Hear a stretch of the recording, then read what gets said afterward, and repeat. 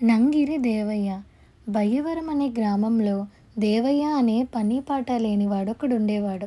వాడు ముక్కుతో తమాషాగా మాట్లాడుతూ ఉన్నట్టుండి ముక్కు పొడుం గట్టిగా పీల్చి పెద్దగా తుమ్మేవాడు. అది అందరికీ వినోదంగా ఉండి వాణ్ణి నంగిరి దేవయ్య అని పిలిచేవారు. నంగిరి దేవయ్య ఎప్పుడూ ఎవరింట్లో భోజనం దొరుకుతుందా, ఎవరిని ఎత్తుకొట్టి డబ్బులు సంపాదిద్దామా అని ఆలోచిస్తూ ఉండేవాడు. గ్రామంలో ఎవరింట పెళ్ళి అయినా, బారసాలైనా, ఆఖరికి తద్దినమైనా సరే వాడు అక్కడికి వెళ్ళి నంగిరి మాటలతో వాళ్ళని నవ్వించి వాళ్ళ చేత ఇంటికి భోజనానికి పిలిపించుకునేవాడు. ఇక భోజనం ముందు కూర్చున్నాక, మీకు తెలీదు, నాకు చచ్చేంత మొహమాటం, అయినా మీరు పిలిచారు కదా, రాక ఎలా తప్పుతుంది, మామూలుగా ఎవరింటికి నేను వెళ్ళను. మరొక సంగతి, ఇప్పుడు తక్కువగా తింటే మీరు బాధపడతారు, ఎక్కువగా తినలేకపోయినా మిమ్మల్ని నిరాశపరచకూడదు అంటూ హాయిగా ఇద్దరి భోజనం తినేవాడు. చూసే వాళ్ళకు మాత్రం మొహమాటస్తుడిలా కనిపించేలాగా. క్రమంగా నంగిరి దేవయ్య సంగతి ఊళ్ళో అందరికీ తెలిసిపోయింది.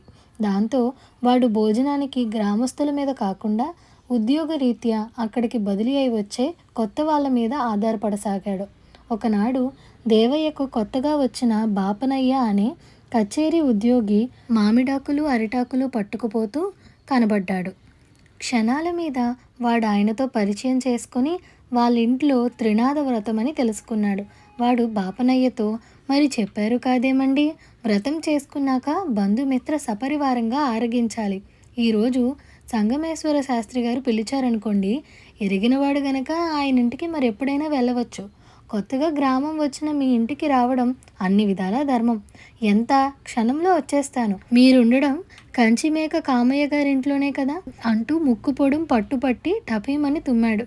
బాపనయ్య తను ముక్కు మొహం ఎరగనివాడు ఇంత మాట్లాడడం విని తెల్లబోయినా, సాటి మనిషి భోజనానికి వస్తానంటున్నాడని, సరే త్వరగా రండి అన్నాడు. అయితే నంగిరి దేవయ్య ఆ రోజు బాపనయ్య ఇంటికి వెళ్ళలేదు. వాడికి ఆ గ్రామ పురోహితుడి కుటుంబం సింహాచల యాత్రకి వెళ్తున్నట్లు తెలిసి అక్కడికి పోయి పురోహితుడితో, అయ్యయ్యో, మీకు మరీ అంత మొహమాటమైతే ఎలా, నేను మీతో కూడా వచ్చి అన్ని విధాల సాయం చేయదలిచాను. ఇక నా పనులంటారా, వాటిని ఎప్పుడైనా చేసుకోవచ్చు అని గుక్క తిప్పుకోకుండా మాట్లాడి ఆయనను మొహమాట పెట్టేసి వాళ్ళ కుటుంబంతో పాటు సింహాచలం వెళ్ళిపోయాడు.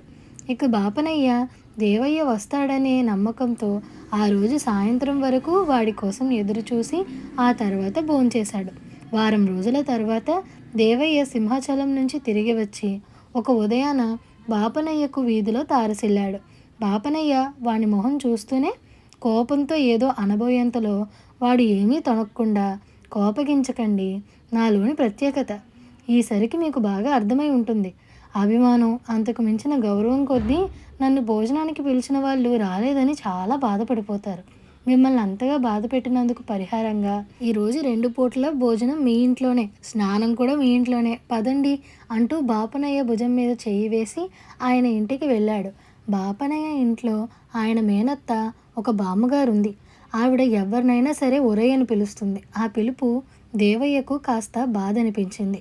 దేవయ్య ఇంత పొడుం పీల్చి గట్టిగా తుమ్మగానే బామ్మ దడుచుకున్నట్టు మొహం పెట్టి, ఒరేయ్ నంగిరి, నీ గురించి సర్వం విన్నాను, ఆ తుమ్ములు ఆపు, పొడుం పీల్చి పీల్చి నీ ముక్కే పొడుంకాయలా తయారైంది, వంట అవుతున్నది, ఇంట్లో మడినీళ్ళు అయిపోయాయి, నువ్వు ఇంకా స్నానం అఘోరించలేదు కదా, స్నానం చేసి ఆ చేత్తోనే 4-5 బిందెల నీళ్లు బావిలోంచి తోడుకుని రారా అని అన్నది ఆజ్ఞాపిస్తున్నట్టు.